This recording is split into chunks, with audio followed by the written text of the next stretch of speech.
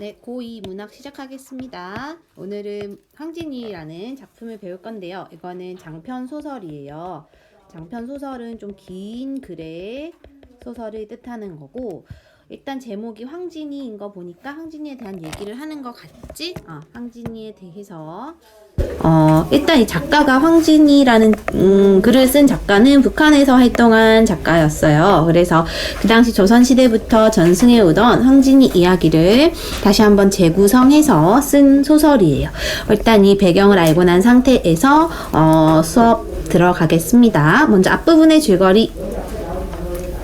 앞부분 송도에 사는, 송도는 지금의 개성, 북한의 개성이에요. 황진사의 딸 황진이는 시와 음악의 재능이 뛰어나고 용모가 아름답기로 유명했다.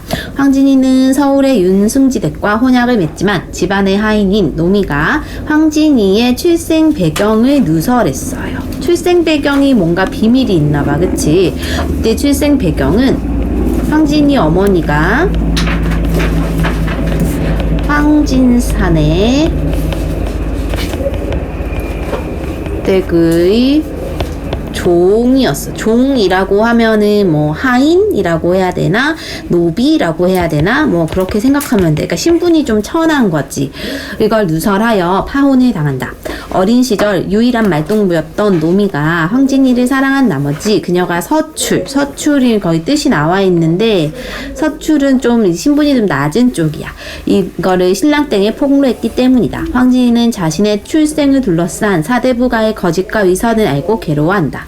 이 무렵 한 총각이 황진이를 연모하다가 혼자 몰래 좋아하다가 상사병으로 죽어서, 상사병 하면은 이제 사람을 몹시 그리워하다가 생기는 병이에요. 이걸로 죽어서 그의 장례식이 열린다 라고 나와 있어요. 이때 이제 한 총각의 이름은 또보기라고 하고, 이렇게 배경을 하고 나서 작품은 본격적으로 들어갑니다. 그러니까 지금 장례식 장면으로 시작할 거야. 담장 너머는 구경꾼들로, 구경꾼 하면은 이거 구경하는 사람들인데, 그치? 일단 이건 누구를 구경하고 싶은 거냐면 황진이의 처신을 보고 싶어서 구경 온 사람들. 그러니까 황진이 때문에 죽었으니까 황진이 도대체 어떻게 있나 이거 궁금해서 온 사람들로 붐비는데, 집안은 괴괴했다. 괴괴했다는 게 아래 뜻이 나와 있죠. 뭔가 쓸쓸하다, 고요하다, 조용하다 이런 거예요. 안방마님은 여기서 원래는 이제 엄마를 뜻하지만, 우리 여기 황진이 엄마는 좀 천한 신분이잖아, 그치? 이때 안방마님은 실제로 그 양반 댁의 엄마였던 양어머니라고 생각하면 돼요. 양어머니는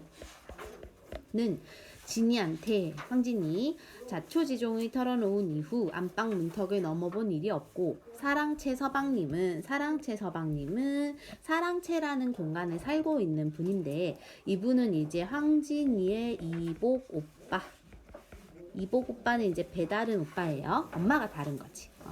서방님은 이금희를 그 꼴로 만들어 놓고, 그 꼴이라는 거는 이제 이금희라는 그 여자 종이 있어. 그 여종을 겁탈해서 그래. 예를 들어 성추행, 성폭행 이런 거야. 이걸 해놓고 자취를 감춘 후 아직 그림자도 보이지 않았다. 이른 아침이어서 집안의 바깥채가 떠들썩했겠지만 안채, 행랑채 할 것 없이 모두 호기심에 들떠서 벌써부터 담장 너머 구경꾼들 속에 섞여버린 모양인지 쥐죽은 듯 조용했다. 이게 지금 그 집안의 분위기와 상황을 얘기하고 있죠. 되게 지금 뭔가 쓸쓸하고 조용하고 그런 분위기. 참으로 박정한 세상이다. 박정은 정의 박한, 그러니까 정의 없는, 인정이 없는 이런 뜻이에요.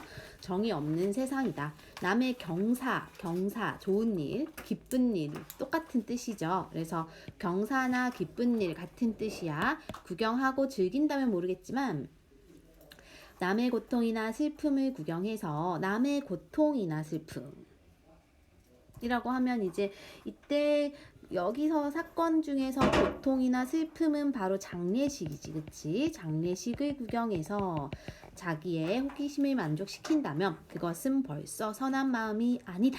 나쁘다는 거지. 하기는 오정문 박함 그 당시 오정문이라는 대문이 하나 있는데 어쨌든 그 문 밖에서 장터에서 죄인의 목을 벤다면 먼 촌에서 도시락까지 싸들고 구경을 온다니 그 무지몰각하다는 건 뭔가 지각하지 못하는 알지 못하는 이런 거야. 그 마음의 선악을 구태여 따져서 무엇하랴. 선악을 따져서 뭐하겠냐. 선악을 따질 필요 없이 굉장히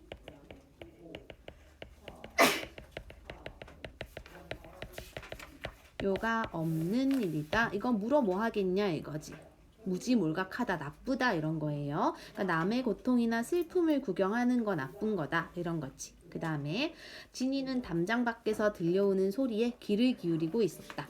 서로 부르고 찾는 소리, 자리를 다투는 걸직한 욕설들, 느닷없이 터져 나오는 너털 웃음들. 저 사람들은 지금의 그의 고통을, 그의 슬픔을, 그의 창피를, 그의 굴욕을 구경하고 싶어 저리도 뒤설내고 있는 것이었다. 그래, 그렇다면 응당 그들이 보고 싶어하는 것을 보여줘야지. 이거는 누가 하는 마음속 말이에요? 황진이가 하는 말이겠죠? 이렇게 얘기를 했네.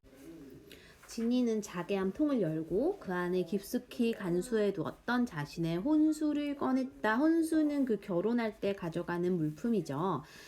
꺼냈대. 4시쯤 됐을 때, 이거 4시는 4시가 아니고요. 여기 나와 있는 12시 중에 6째 시래요. 오전 9시부터 11시예요. 이렇게. 그치? 그때쯤 됐을 때 상행, 이거 상녀를 메고 가는 행렬, 그러니까 이렇게 시신이 이렇게 누워있는 상녀가 있으면 그걸 이렇게 끌고 가는 사람들이 있거든요. 이렇게 해서 사람들이 막 줄 서서 따라가거든. 그 행렬을 상행이라 그래. 그래서 상행이 뒷골 어구에 들어섰다. 맨 앞에는 붉은 저고리에 검은 치마를 입고 방울 달린 탈바가지를 집어쓴 방상씨가 창과 방패를 갈라든 두 손을 휘저으며 길을 잡고 그 뒤를 이어 명정, 혼백, 만장, 공포를 차례차례 앞세운 상여가 골목 안으로 꺾어 들어오는데 상여 위에 올라선 상두 수번이 요령을 땡그렁땡그렁 울리며 구슬픈 상여 소리에 선소리를 매기며 생배수건을 눈썹까지 눌러쓰고 구정닷줄을 걸어맨 상두꾼들의 음울한 목소리로 후렴을 받았다. 이거 지금 여기서 뭐 뭔 소리인지 잘 모르겠지. 어쨌든 여기서부터 지금 설명하는 부분들은 이 상의 절차가 묘사되어 있어. 그러니까는 이렇게 끌고 가는 사람 있고 또 뭐 여기 보면은 뭐 길을 손 휘저으며 길 잡는 사람 있고 또 그 위에 상여 위에 올라서서 누가 이렇게 땅그랑땡 종 치면서 막 우는 사람도 있고 뭐 이런 것들을 지금 묘사하고 있는 거예요. 네, 그래서 지금 이렇게 쌤 표시하는 6가지의 내용은 상의 절차에 대해서 아주 옛날 방식 그대로를 묘사하고 있는 부분이에요. 구체적으로 잘 몰라도 됩니다. 그래서 그 다음 드디어 사람들이 기다리는 그 구경스러운 대목에 이르렀다. 앞으로 움직이던 상행이 황진사댁 후원 뒷문 앞에 이르자 제자리 걸음을 시작했으니 이것이 이른바 지살밟기가 시작되기 전에 그네뛰기였다. 여기 그네뛰기에다가 줄 한번 쳐볼게요. 지금 사람들이 그네뛰기에 관심을 다 갖고 있어. 그럼 그네뛰기가 뭐냐면 상두꾼, 여기 상을 이렇게 끌고 가는 사람들 있죠. 얘네가 메고 가는 상녀, 이게 상녀예요. 상녀가 앞으로 갔다 뒤로 갔다 하면서 흔들흔들하는 그런 걸 그네뛰기라고 해요. 써볼까? 상녀가 집 앞에 멈추고 왔다 갔다 하는 거. 왔다 갔다 하는 거예요. 그러고 나서 이제 그 옆에 상두 수번의 먹임 소리와 상두꾼들의 받는 소리는 원귀의 울음소리처럼, 원귀는 이제 귀신이겠지, 그 시체가 귀신이 된다고 생각하는 거죠. 울음소리처럼 처량하게 들렸다. 이때 그러면 여기서 원귀는 죽은 총각의 혼이겠지. 죽은 총각의 혼. 그 다음에 이제 이게 이제 그 서로 먹임 소리와 받는 소리에 대한 내용이에요. 산천초목 다 리별하고 황천 먼 길을 떠나가네. 이렇게 한 부분이 중요한 건 아닌데 색깔을 좀 다르게 할게요.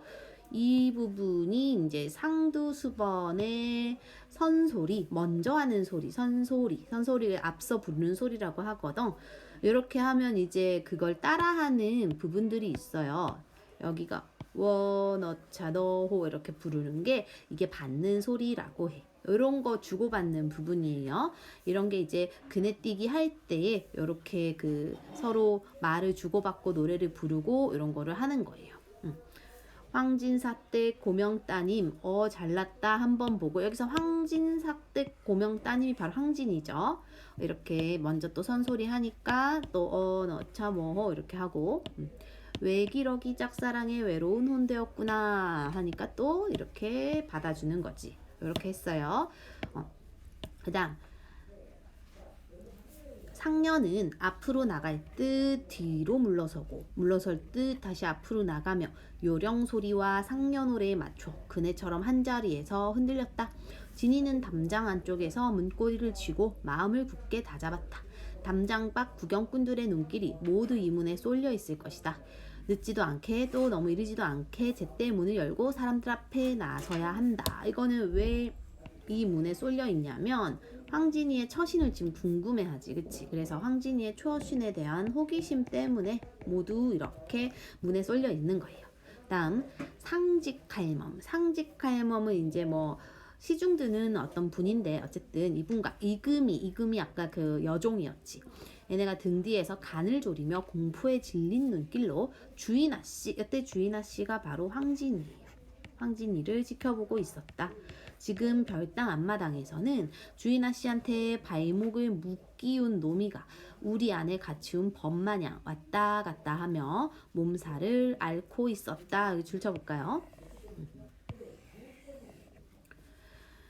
이게 이제 노미가 왜 이제 가만히 어떻게 하지도 이러지도 저러지도 못하고 지금 왔다 갔다 한다는 뜻이에요. 이거는 왜 그러냐면 황진이가 명령을 내렸어. 황진이가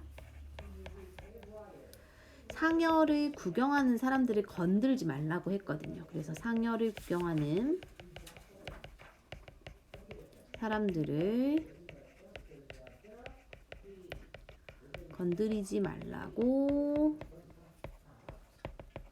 해서 내비두긴 해야 되는데 명령이 그러니까 그치? 근데 또 걱정도 되고 그런 거야. 어쨌든 이런 상황이에요. 해봐요.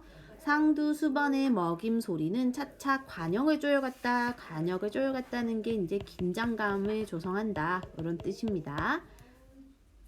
그 다음 또 이제 노래가 나와요. 애슬프다. 이내 몸은 한번 가면 못 오리라. 이렇게 먼저 선노래하고 그 다음에 이렇게 따라 부르는 부분.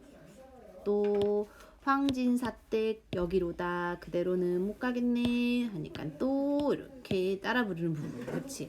그래서 선소리와 그리고 받는 소리 계속 주고받고 있어요.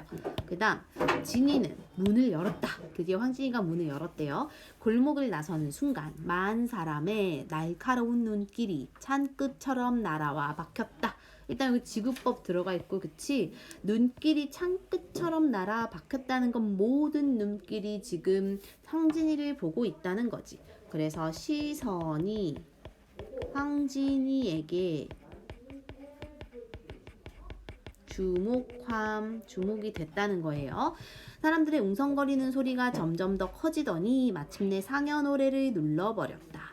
구경꾼들은 깜짝 놀랐다. 그들은 감히 황진사댁 주인아 씨가 죽은 혼백의 상문살이 무서워. 상문살 하면은 이게 사람이 죽은 거를 뜻하는 거야. 어쨌든 죽은 혼백의 상문살이 무서워 천리만리로 달아났거나 집안 구석방에 틀어박혀 이불을 뒤집어 쓰고 숨어 있을 진이. 그러니까 사람들이 생각한 황진이는 도망갔거나 아니면 집안 구석에 박혀서 그냥 막 집콕했을 것 같았는데 그렇지 않고 직접 아까 사람들 무리였지. 상역분들 앞에 나타나 있을 거라고는 꿈에도 생각을 못했다는 거죠. 진이는 상두꾼들의 구정닷줄 후에 흔들거리고 있는 상여 앞으로 다가갔대. 그네뛰기가 그랬더니 멈췄대. 상두꾼들이 상여를 내려놓았대요. 요령 소리도 멎고 상부수번의 선소리도 멎었다. 지금 사람들이 왜 놀랐어? 요런 것 때문에, 그치? 요렇게 생각했는데 오히려 황진이 직접 나와서 왜 얘가 황진이가 나왔냐면 그 죽은 불쌍한 그 총각의 영혼을 달래주려고 나왔어요. 그런 거를 생각도 못했기 때문에 놀랐겠지, 그죠? 그리고 이 장면이 그런 거예요. 이렇게 지금 사람들이 놀라고 있어, 그치?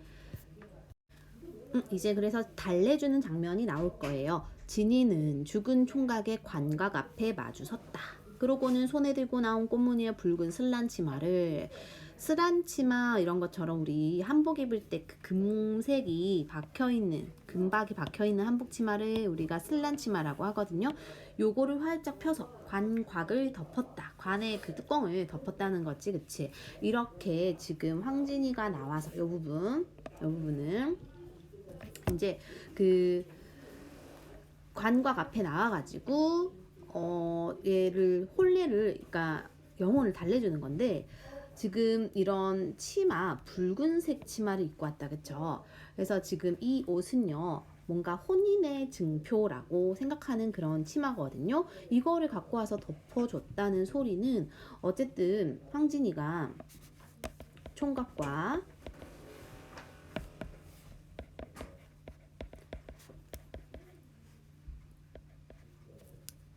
약속의 징표로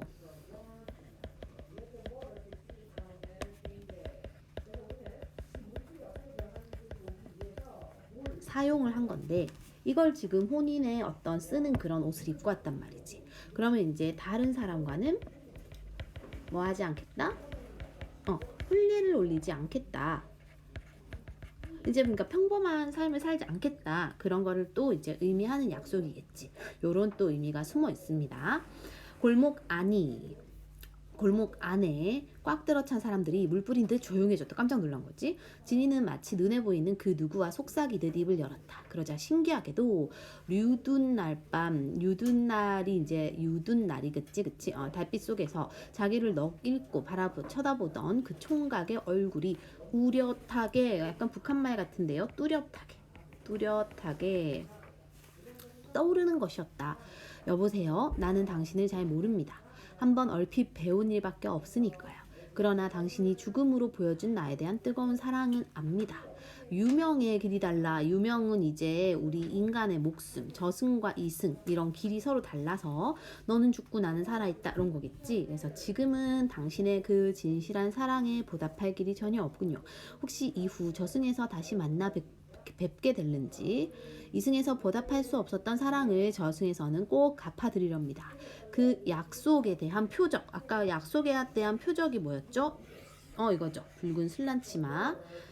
제가 마련해 가지고 있던 홀리의 옷을 당신의 영전에 바치오니 알음이 있다면, 알겠으면, 이걸 알아보시겠으면 이런 뜻이에요. 받아주세요. 인명이 하늘에 메었다. 이거 이제 사자성어로 인명제천이라고 해요. 인명제천. 인명제천이라고는 하나 인정에 어찌 애달프지 않겠나요. 생사가 영이별이라고 하지만 후생의 기약이 있으니, 후생의 기약 뭐야? 나중에 이승에서 보답하겠다는 거지, 그치? 바라올 건데 어서 떠나세요. 이렇게 위로를 해줬습니다, 그쵸? 그래서 사람들의 생각과 달리 황진이는 굉장히 인간적이고 따뜻한 그런 사람이었다는 거지. 그 다음에 그 옆에요. 이제 볼게요. 계속. 진이의 눈에는 눈물이 흐르고 있었다. 목소리가 갈려서 마지막 말을 채 맺지 못했다. 목소리가 갈려서 이런 거, 얘는 이제 여기서 이제 황진이의 어떤 심성을 알 수 있죠. 그래서 여기서 일단 첫 번째는 그 죽은 총각에 대해서 굉장히 미안한 거지. 총각에 대한 미안함과 고마움 때문에 지금 슬프고 목이 갈리고 그런 거야. 두 번째는 자기 자신의 어떤 삶에 대한, 여기 이렇게 슬픔이 또 이렇게 우러나와요. 자기 자신이 출생의 비밀을 알고, 출생의 비밀이 아까 뭐였어요? 엄마가 신분이 천한 거, 그치? 이것 때문에 그동안 마음고생이 심했다. 이런 걸 알 수 있어요. 아래쪽 주위의 모든 것이 그대로 얼어붙었다. 바늘이 떨어져도 그 소리를 들을 수 있을 것만 같았다. 진이는 상여 앞에서 물러났다. 문을 열고 후원 안으로 사라질 때까지도 그 무거운 침묵이 골목 안에 그대로 가라앉아 있었다. 진이는 진이는 별당에 돌아와 방 안에 앉았다. 그는 방금 전에 수많은 사람들이 지켜보는 앞에서 죽은 혼백과 저승의 사랑을 약속했다. 이것이 과연 옳은 일인가? 진이는 사람들의 구구한 시비와 말밥에 오르는 거, 구구한 시비와 말밥에 오른다는 게 우리가 이제 좋지 못한 얘기의 대상이 된다는 거죠. 구설수에 오른다고 하지, 일종의, 그치? 좋지 못한 얘기의 대상이 되는 거를 두려워하는 것이 아니었다. 이걸 두렵지 않대. 한 가지 자신에게 명백히 할 것은 이 행동이 일시적인 충동이나 변덕이 아니라는 것이며, 보다 중요하게는 자신이 지니고 있던 사랑의 감정을 송두리째 죽은 혼백한테 바쳐버렸으니 이제부터 자기는 이승의 목숨이 닿을 때까지 사랑이라는 감정은 전혀 있을 수 없는 목석과 같은 여인. 이거 일단 직유법 나와 있는데, 목석이라고 하면 나무 목자의 돌석잖아요. 그치? 돌석이잖아요. 이 말은 나무와 돌과 같이 뭔가 생명체가 없는, 아무런 감흥이 없는, 감정이 없는 사람을 뜻하는 거야. 아무런 감정이 없는 사람. 그런 여인이라는 거지. 왜냐면 자기가 이제 평생 사랑을 결혼하지 않겠다라고 이 총각의 영혼과 약속을 했으니까. 그치? 그래서 아랫줄, 바로 이것이 지금 진이가 간절히 바라는 바요, 진심으로 원하는 바였다. 오히려 이거를 간절히 바랬대. 자, 그럼 옆에 볼까요? 왜 황진이가 목석과 같은 여인이 되기를 바랬을까? 이거를 한번 짐작해 보자는 거지. 일단 짐작은 자신의 출생 때문에 있겠죠. 자신의 출생이 생각했던 거와 달리 양반의 진짜 사대부 출신이 아니고 천한 신분의 어머니가 있었기 때문에 뭔가 겉으로는 양반이었지만 사람들이 진짜로 그렇게 대해주지 않았을 거 아니에요. 그쵸? 그래서 출생의 비밀을 알게 된 황진이는 자신의 정체성에 혼란을 느꼈을 거예요. 그래서 겉으로는 품위를, 양반으로서의 품위를 지켰지만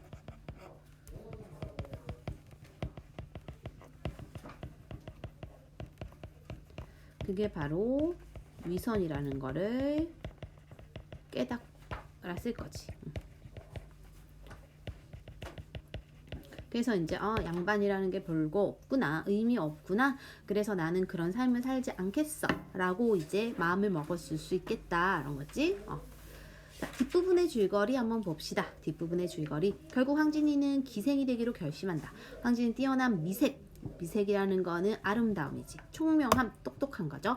으로 거짓과 위선에 차 있는 양반과 승려를 조롱하며 비웃으며 부조리한 세상에 맞서 살아간다. 한편 황진이에게 사랑을 고백하고 화적패의 우두머리가 되어 떠났던 노미라는 애가 아까 앞에서도 나왔지. 일종의 그 신분이 되게 낮은 사람인데, 얘가 이제 원래는 이렇게 노미라는 애가 여기 소설 속에 나와 있는 게 아니고 지금 이 소설의 작가가 만들어낸 창조적 인물이에요. 허구적 인물. 실제로 존재한 인물이 아니야. 역사적인 상황에 우리 역사에 존재하는 인물이 아니고요. 황진이는 존재하는데 이 노미는 존재한 인물이 아니에요. 대신에 이 사람은 이 소설에서 어떤 역할을 하냐면 황진이를 짝사랑해요. 그래서 그 황진이가 파혼을 당하게 하는 그런 원흉이 된 사람이지. 그리고 대신에 얘는 그냥 평생 황진을 좋아하거든요. 그래서 헌신적인 사랑, 그리고 순수한 사랑을 보여주는 인물이야. 그리고 얘는 신분이 낮은데 결국 이런 신분제도나 봉건제도를 뛰어넘으려고 했던 어떤 자주적인, 적극적인 인물이었어요. 그래서 이 노미라는 아이가 결국은 작가의 주제의식과 관련이 있는 인물이에요. 결국 주제는 좀 더 적극적인 뭐 이런 부분이 또는 순수한 사랑 이런 부분이 주제의식과 관련이 있겠지. 그쵸? 그래서 노미는 부하를 살리기 위해 자수한다. 황진이는 노미에 대한 사랑을 확인하고 그치 이렇게 그를 살리려고 노력하지만 결국 노미는 처형을 당한다. 황진이는 죽은 노미를 묻어준 후 소리꾼으로 전국을 떠돌다 생을 마감한다 라는 결말로 가는 거다. 그치? 그래서 지금 우리가 소설 황진이에 대한 부분을 배웠고요. 우리가 이제 배운 부분이 우리가 소설이 얘들아 소설의 단계는요 5단계가 있죠. 5단계가 있는데 발단, 전개, 위기, 절정, 결말 이렇게 있잖아. 그치? 여기서 우리 소설 여기 교과서에서는 전개 부분이 바로 들어가 있어요. 전개 부분에는 지금 나왔던 그 장례식 장면이 나오고 또 이제 노미가 황진이의 혼인을 막으려고 출생의 비밀을 터뜨리는 장면 뭐 이런 장면이 아까 그 앞부분의 줄거리 나왔다. 그치? 이런 부분이 여기 들어가 있어요. 그리고 발단 부분은 이제 황진이에 대한 소개를 하겠지. 황진이 소개하고 또 노미라는 인물도 소개하고 이런 뭐 인물 소개 또 노미가 짝사랑한다 이런 게 여기 나와 있을 거고요. 그다음에 위기 부분은 이제 그 노미가 죽을 뻔하는 처지에 놓이는 장면이 나와요. 노미가 그 목을 잘려서 죽는 형을 받는 그런 처지에 놓여요. 그래서 죽을 위기에 놓이는 거. 그다음에 절정은 이런 위기에서 황진이가 노미를 위해서 노력하는 장면. 구해주려고.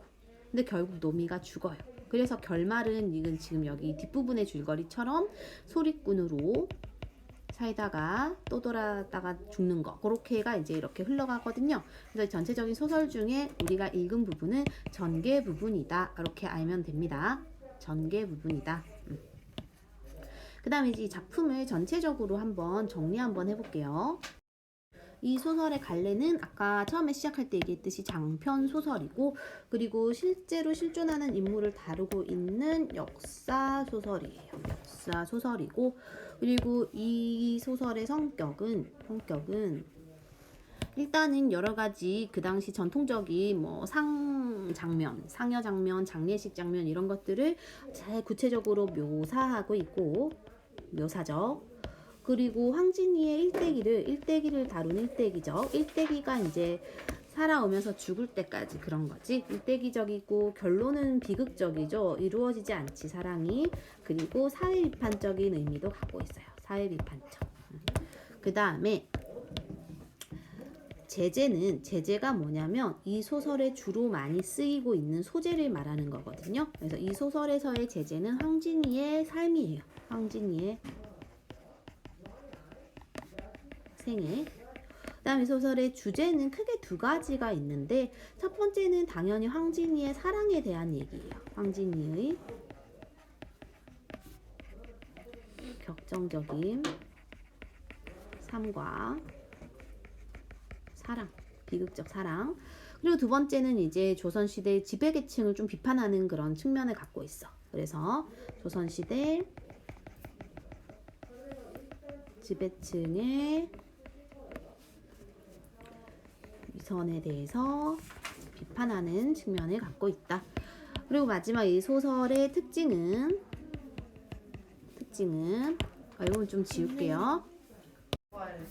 특징은 크게 세 개가 있는데 첫 번째는요. 일단은 기본적으로 역사적인 사실을 바탕으로 한 이야기야. 황진이 실제로 있었고요.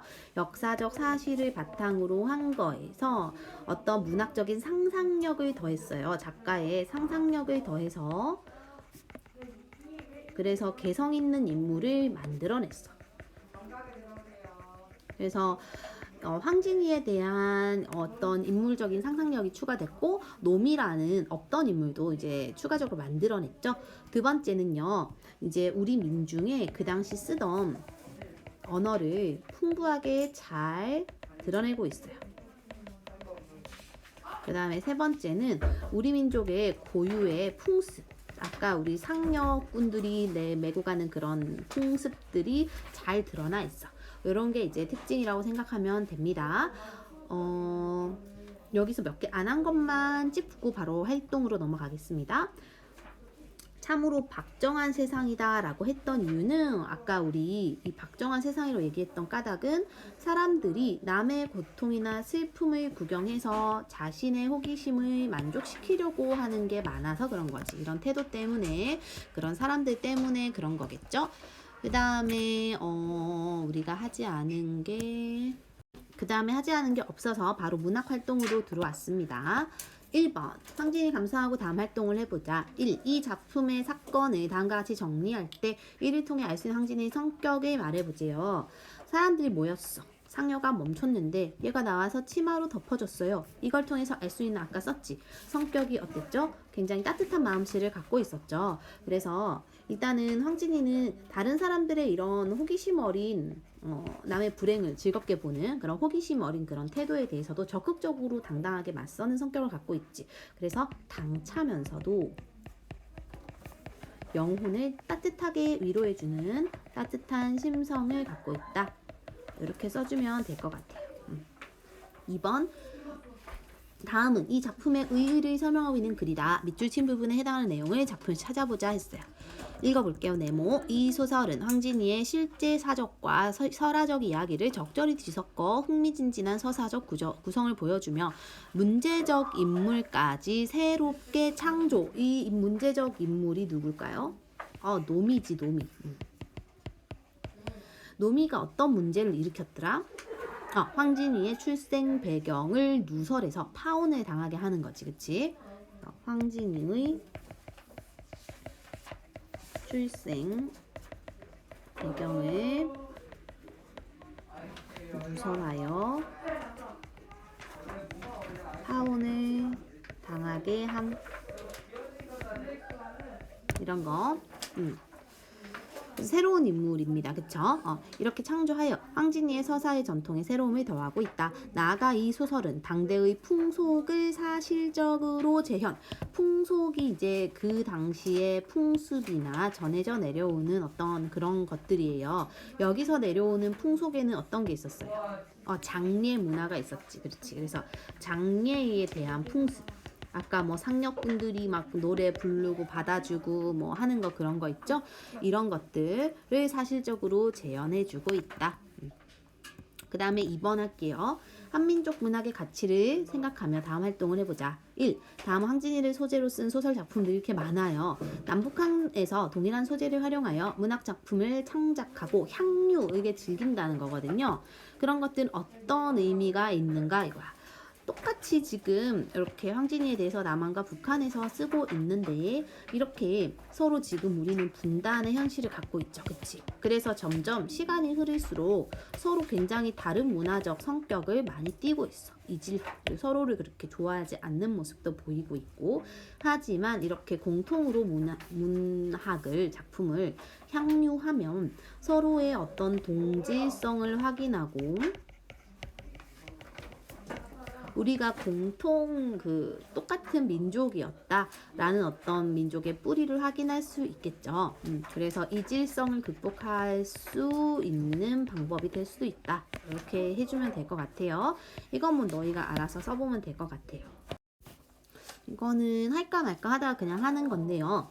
지삿개에서라는 시래요. 이 시가요, 이 그림에서 힌트에서도 알 수 있듯이 제주도가 배경으로 해서 만들어진 시예요. 그래서 지금 이 지삿개가 요거거든. 요거의 절정 모습을 배경으로 해서 만들어진 시입니다. 그립다는 말도 때로는 사칠 때가 있다. 노을구름이 산방산, 제주도에 있는 산이에요. 머리 위에 머물고 가파른 바다, 어화 물고기 잡이 배가 불 켜고 가는 거, 점점이 피어나고 바람 머금은 소나무, 긴 한숨 토해내는 순간 바다 끝이 하늘이고 하늘 끝이 바다가 되는 지삿개, 여기 장면에 쓰면 그립다라는 말도 그야말로 사칠 때가 있다. 그러니까 이거는 지금 뭔가 마음이 헛헛하고 그립다라는 생각이 들 때에 이런 자연 환경을 봤을 때 그거 뭐 너무 사치다, 이렇게 아름다운 자연이 있는데 이런 뭐 좀 쓸쓸한 생각을 하느냐, 이런 시라고 생각하면 될 것 같아요. 옆에 가서 갸냘픈 털뿌리로 검은 주검처럼, 이거는 시체를 뜻하는 건데 숭숭 구멍 뚫린 바윗돌 하면 이거 현무암이지. 제주도의 대표적인 돌 현무암을 거머쥐고 흰 머리로 납작 버티고선 갯수부쟁이라는 게 이제 풀이래. 거기서 자라는 한무더기, 이렇게 영탄법으로 끝냈어요. 감탄하는 거지. 그래서 요 부분의 요 장면은 쑥부쟁이의 어떤 그 생명력, 이렇게 가냘픈 털뿌리가 있는데도 또 구멍이 뚫려있는 바윗돌에서도 자라고 있다, 이런 생명력을 말하는 거고, 전체적으로 이 시는 제주도의 그 풍경을 감탄하고 있는 시라고 할 수 있을 거예요. 자, 그럼 3번의 1 볼까요? 이 작품의 배경이 제주도임을 알려주는 시어가 여러 개 있었지. 첫 번째 뭐예요? 삼방산, 또 지삿개, 또 구멍 숭숭 뚫린 바윗돌, 이런 거 다 현무암 뜻하니까, 그치? 이런 게 다 제주도의 지역적 특성을 나타내주는 단어입니다. 뭐 이거는 스스로 뭐 좀 생각해 보면 되겠죠. 관심을 갖는다 라든지 뭐 적극적으로 알아본다 라든지 그런 거 해보면 되겠지. 그래서 일단 작품 해설이 좀 길었는데 끝났어요. 만약에 조금 그러면 배속을 해서라도 노트 정리를 해놓기 바랍니다.